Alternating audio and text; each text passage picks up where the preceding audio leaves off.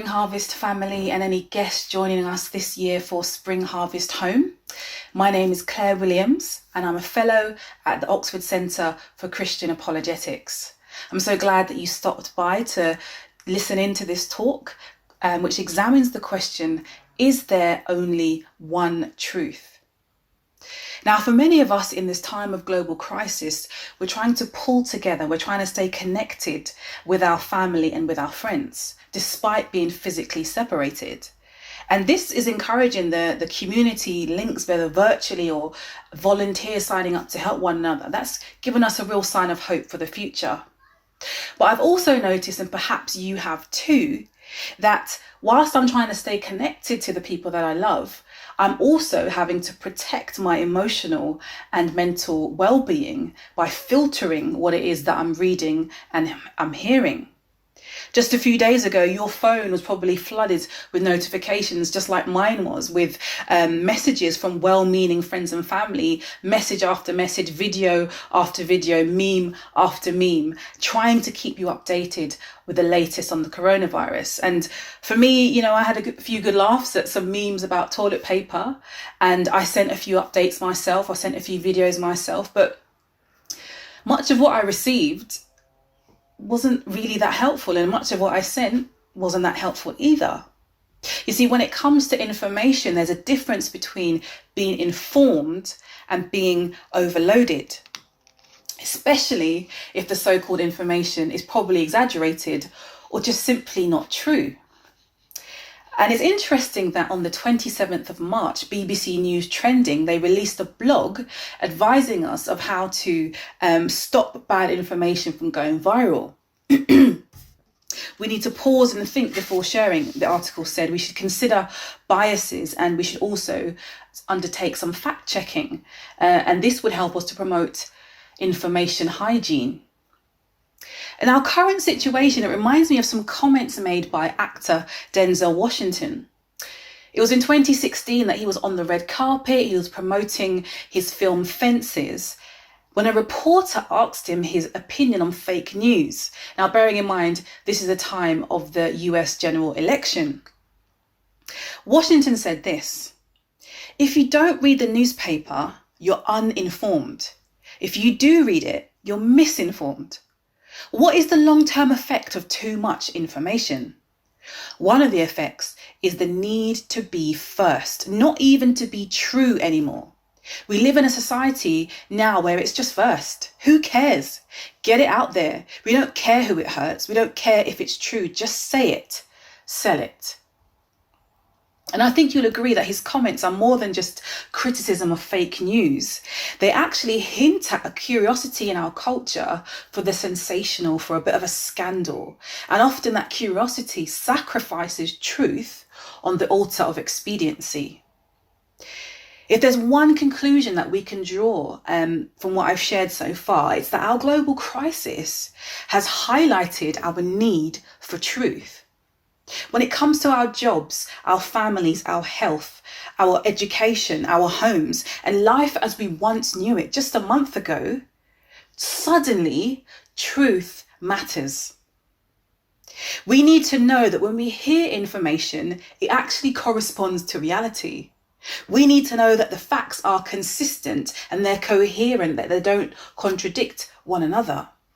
We need to know that the advice we're being given is practical and livable. In short, we need to know the truth.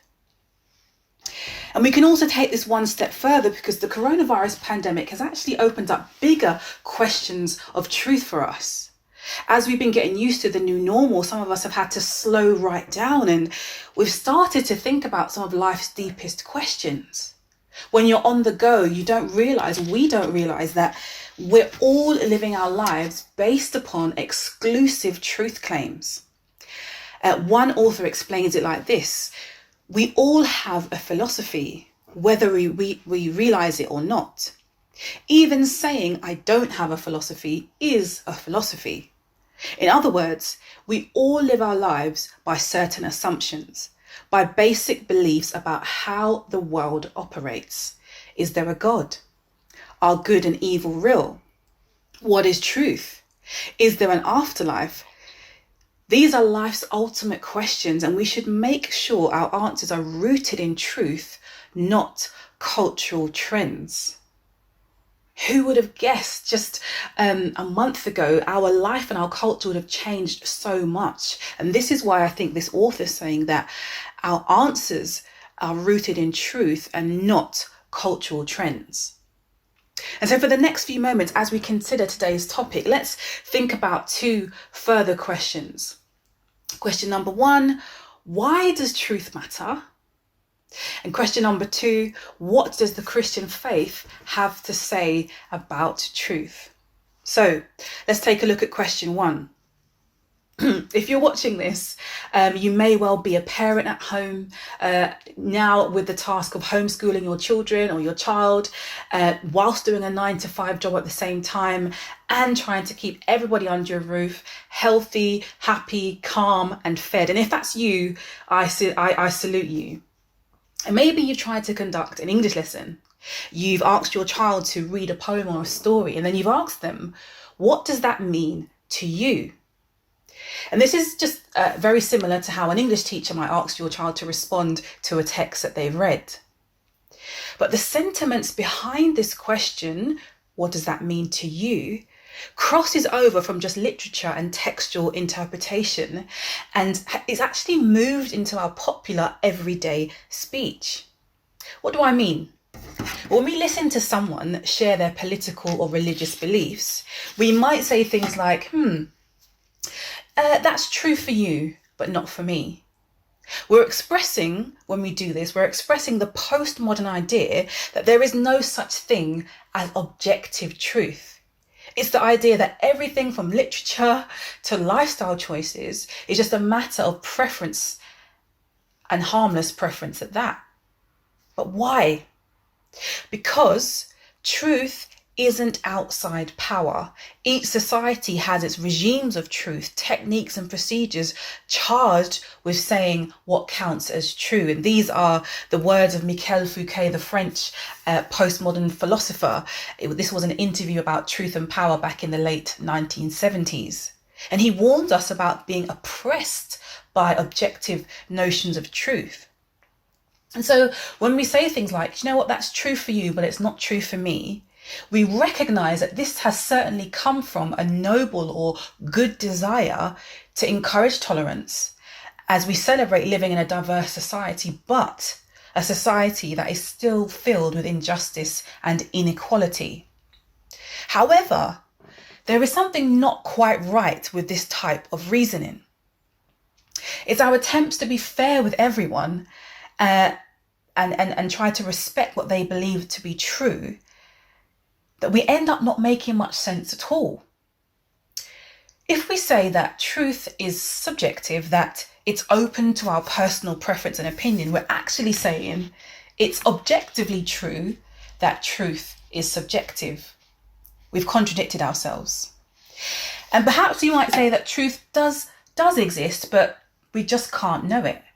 Something like, there's no way of knowing what's true. Well, what we're actually saying is we know that it's true, that there's no way of knowing what's true. And again, we have contradicted ourselves. And so, okay, maybe we want to give up on the idea of truth altogether and say, there's no such thing as truth. But you've guessed it, we've contradicted ourselves again because we're saying it's true that there's no such thing as truth. Clearly, there's no way of getting around the fact that truth by its very nature is exclusive. And each of these attempts to try and sound profound has actually left us not making much sense at all. It's left us with self-defeating statements. And this faulty postmodern way of thinking has become such an embedded part of our culture that we find it arrogant, we find it offensive and threatening when someone does make a truth claim. In fact, this has actually given way to something else, not just postmodernism, which rejects the idea of objective truth, but something else. In his book, Saving Truth, Abdu Murray explains, in a post-truth age, if the evidence fits our preferences and opinions, then all is well and good. If it doesn't, then the evidence is deemed inadmissible or offensive, with offence being a kind of solvent against otherwise sound arguments. And so whether we reject truth entirely, like postmodernism, or subordinate truth to what we prefer and feel post-truth, the idea of objective truth still remains important because it affects our daily lives. It's not just a matter of logic, okay? Truth affects us at a practical and livable level. Year after year, students from different backgrounds with different interests, they'll go to university, they'll go to learn the truth within their respective disciplines. For example, the study of history depends upon whether it's objectively true that events did or didn't happen in the past. But if objective truth is up for debate, then we can find ourselves questioning whether things really did happen in our collective past. And this isn't a slippery slope argument, far from it, because it's something we have already seen with people who would deny that the Holocaust ever happened. And we know that after the Second World War, General Eisenhower, he wrote these words in his diary: "I visited every nook and cranny of the camp because I felt it my duty to be in a position from then on to testify at first hand about these things in case there ever grew up at home the belief or the assumption that the stories of Nazi brutality were just propaganda."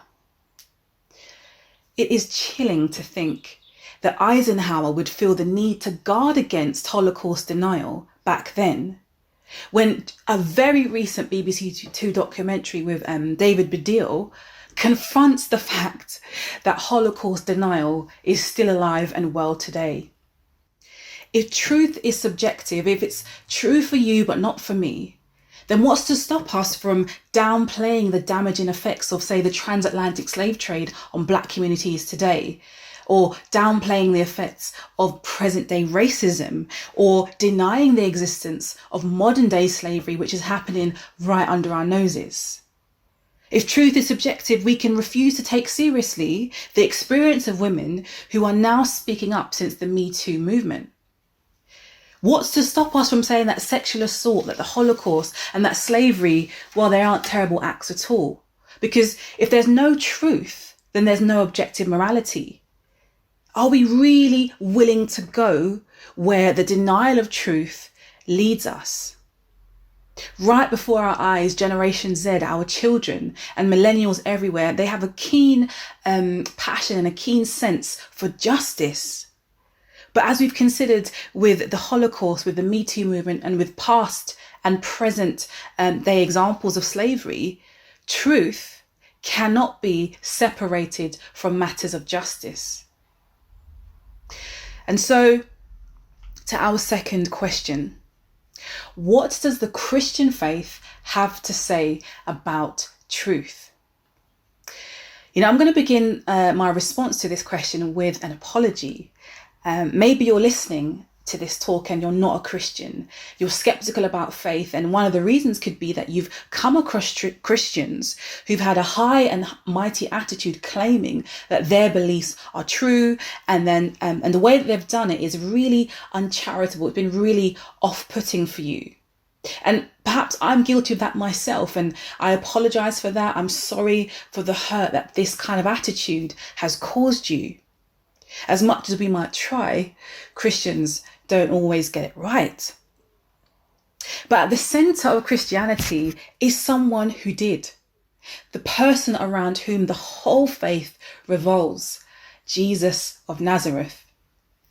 Although it's becoming a growing trend to consign Jesus as a mythical character, well, historical data, including data outside of the Bible, demonstrates that Jesus did in fact live. He died by Roman crucifixion, and his followers believed that he was raised from the dead.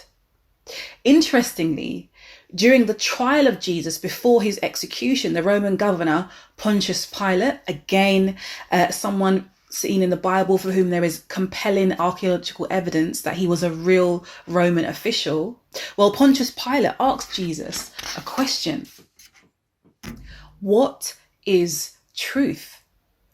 The question and Jesus' response are recorded in St. John chapter 18, verse 37 to 38. Now, Pilate posed this question, but he didn't wait for an answer. When we read the passage, we will see that Pilate turned on his heels and he went outside to the baying crowd who wanted Jesus dead. The fact that Pilate didn't wait for an answer suggests to us that, he posed the question in a very sarcastic way. Maybe like our postmodern and post-truth culture, Pilate believed that there is no way of knowing what's true. And even if there is, we can just ignore it. And this scene becomes ironic because Jesus was put on a questionable and very compromised trial. It was performed in the early hours of the morning. False witnesses testified at the trial and biased judges heard the case. The very system that was set up to discover the truth about the accusations that were leveled at Jesus, the very system was itself corrupt. This leads us back to the point that truth and justice cannot be separated. Recently I was at an event where one of my colleagues gave a talk on the relationship between science and faith. And after this talk, a member of the audience asked a question, and she was asking if Jesus' teaching in the Bible was simply a moral guide for how we should live our lives. But as I thought about this question and the assessment of Jesus as just a moral teacher, I really found it hard to square this idea of Jesus as a moral teacher with the claims that he made about himself. Just like us today, Jesus made exclusive truth claims about his worldview and about himself, claims which would ultimately cost his life. Jesus claimed to be the Son of God. He referred to God as Father. Jesus forgave people of their sins, something his accusers believed that only God could do. He claimed to be the way, the truth, and the life.